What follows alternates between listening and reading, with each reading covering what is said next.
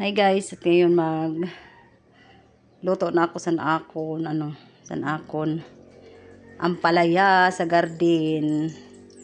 Maglagay tayo ng mantika. Igisa natin sa bawang. Yan, simpleng ulam for tanghalian. Mekos tayo guys. Ito na, nasunog na. At ngayon ilagay natin ang sibuyas.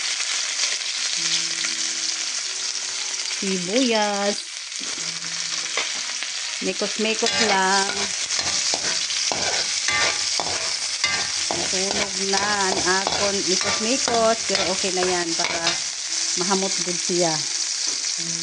Sunod ang aton ampalaya na parang hindi na siya press kasi akon din kumos kay para mabawas-bawasan ang pait. Parang buhay lang natin, may pait, may tamis. Ayan, mekos lang ng konti.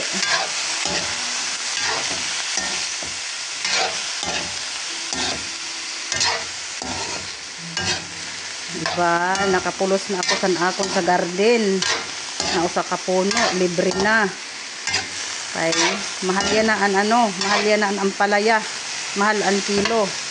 Tapos diri good sure nga organic kay talaga may ito siragin kukuan para diri man malugi ang mga farmer. Tapos lagyan ko na ng ayan yung aking panghalo na itlog, native itlog. Kaya ginanito ko kasi para sigurado na diri siya mabaho. Ipasiguro ko sa mangko pagbutang. Ayan, lagay na natin.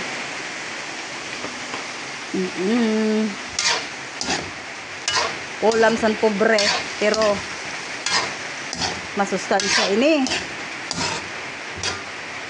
Waray na ako magbutang sin asin kay gumusan ko ini sa asin para medyo mabawas-bawasan ang iya pait. Ayan, kudahan ko naan kalayo kay para kusog-kusog man. Native na akong ginhalo nga itlog,